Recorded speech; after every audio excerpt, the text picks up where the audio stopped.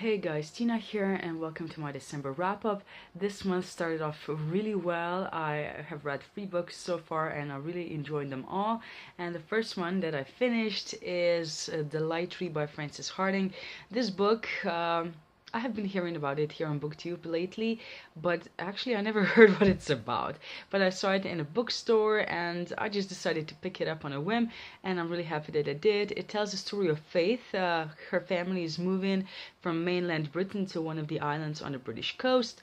Now, the official reason for the move is the fact that her father, who's a reverend but also a very famous geologist, has been invited to join a dig on this island, and that's where they're moving. Now, Faith is a bit suspicious about that, and she thinks that there's another reason for the move, and she plays a bit of a detective to figure things out.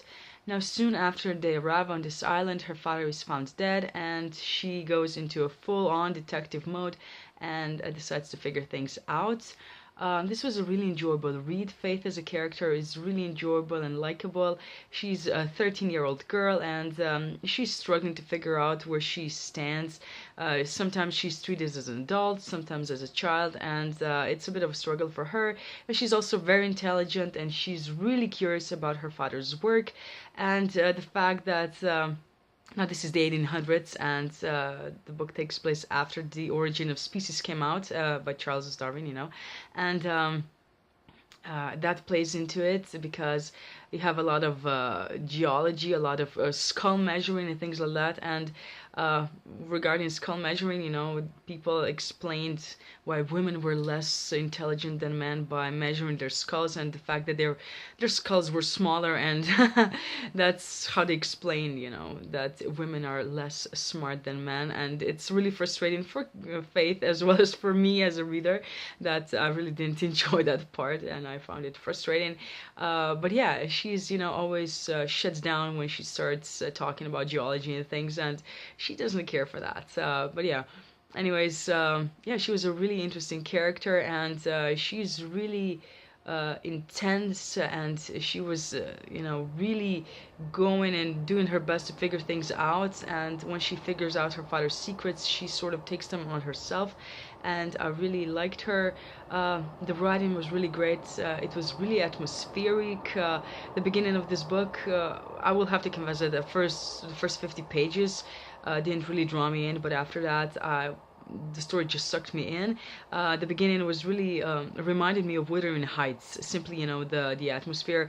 The island was described as really bare, and it was raining. It was really damp and just gloomy and sort of gothic, and it reminded me of that for some reason.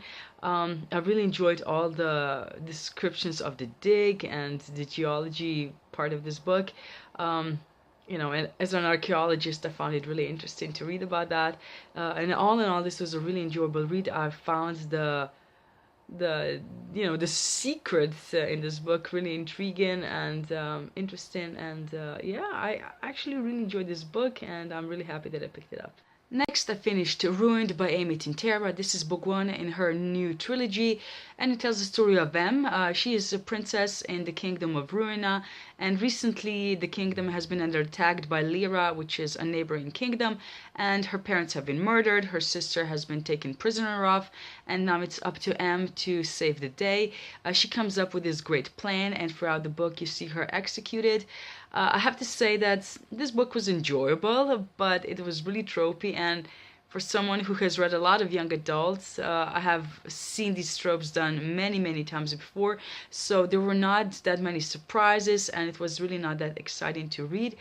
Despite that, it was enjoyable. The story started off with a bang. It was really great, and then it sort of took a nosedive, but I'm not entirely certain if I will continue on with the series or not.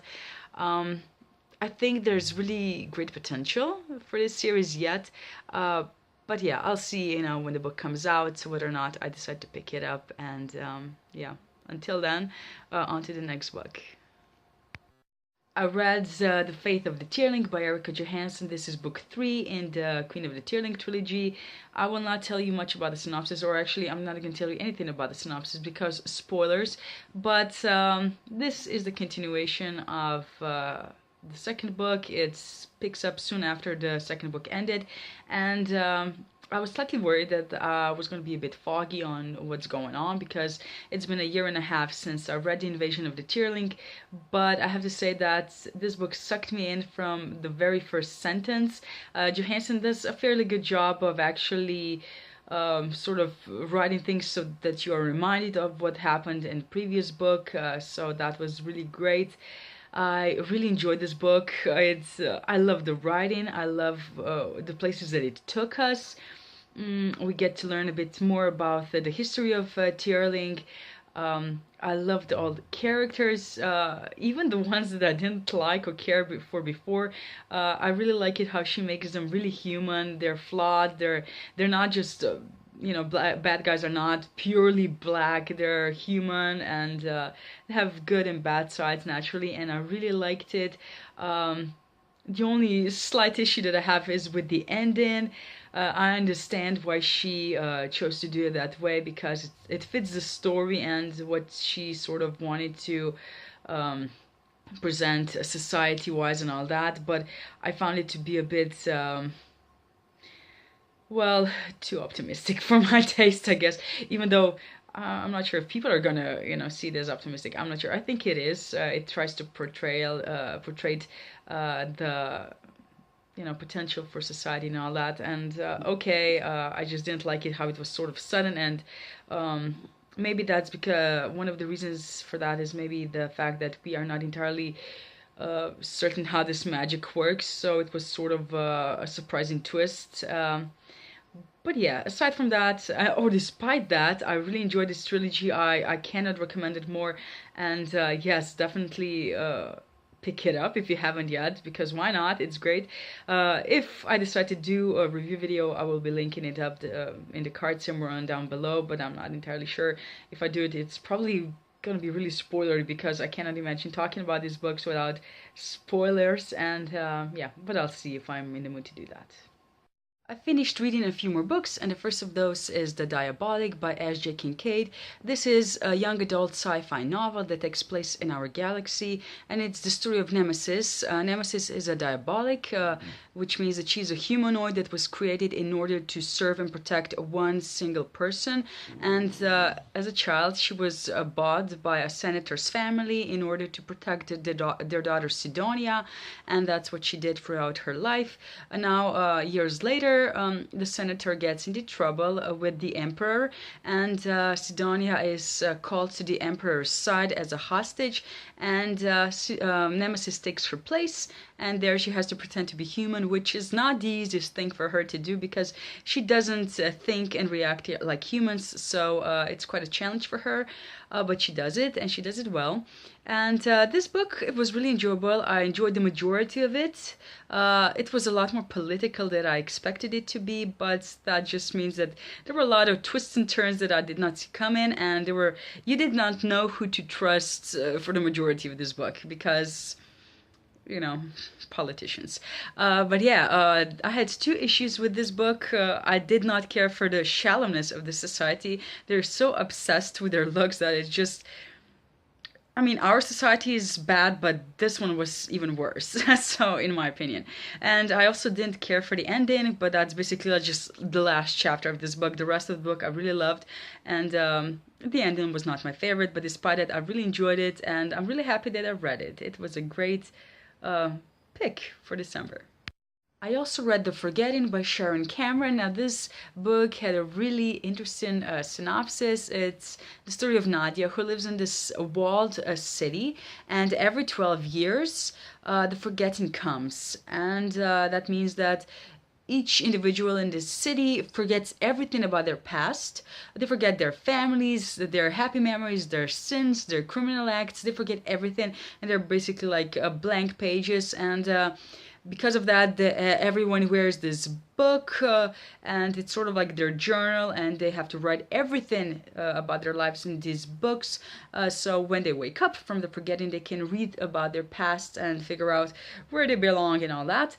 And Nadia is the one person who doesn't forget. And this really intrigued me, and I decided to pick it up because it was really cheap on Kindle deals or something. And yeah, and I actually liked the majority of this book. I think like the 3/4 I would say that I really enjoyed. And then I don't know, the last part when you start realizing what the hell is actually happening, I just sort of was disappointed because I think that was, you know, what you find out actually has been done before, and it was not all that surprising or intriguing, or just, I think it was fairly predictable. And that part I didn't like. The rest of the book was, I really enjoyed it. It was sort of slow, but you know, okay, that was fine. But yeah, really, this is the second book that I read by Sharon Cameron. Last month I read Rook, and I just don't think this is the author for me. Well, I like her books, I do not love them, and I mean, I don't see myself picking any of her books up in the future, but you know, maybe her next summary of, you know, her next book will be so intriguing that I will decide to do that again. But as of right now, I don't think that I will be doing that. So to wrap this wrap up, let me talk about the last few books that I read this month, and those were The Winner's Curse by Marie Rutkowski, The Winner's Crime by Marie Rutkowski, as well as The Winner's Kiss by Marie Rutkowski. Seriously, I just had to read the whole trilogy because it was just that good.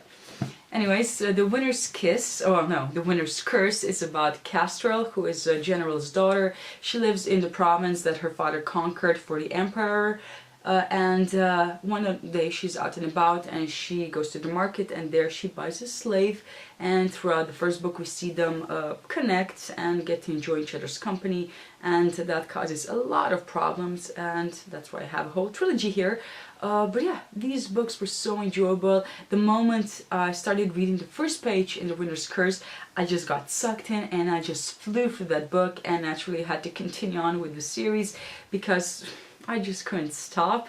I really enjoyed the writing, I enjoyed the world. It's based on Romans and Greeks and all that, and it's really interesting. Kestrel as a character is fantastic. She's really complex, she's really smart, she's a great strategist, and she's a really joy to read about. Aaron as well. I really liked how they're put into difficult situations and you get to see how they cope with them, how they get through them, and how actually those situations change them. And I just really enjoyed all the character development actually throughout these books. Sometimes, you know, there were bits of these books that were a bit slow, especially The Winner's Kiss, I think could be actually shorter, more, you know, the size of the previous two. But despite that, I really enjoy them, and I'm really happy that I got to read them, and I definitely see why, you know, the hype surrounding these books is there. It's well deserved, and I definitely recommend this trilogy, so yeah. So those were all the books that I managed to read in December. I had a great reading month, and I'm really happy because it's a great conclusion to this year. I hope you had a great reading month as well, naturally. I would especially like to thank all my BookTube friends. I'm so happy that I found you and that we get to communicate and talk about books. I really love that. And you know, I'd also like to thank all my subscribers for, well, I'm really happy that you're here and that you find something for yourself on this channel. I promise to try even harder and be, you know, better at doing this thing in the future. So I'm really appreciative of you being here, and I love you all, and I wish you all the best in the new year, and yeah, see you in January. Bye.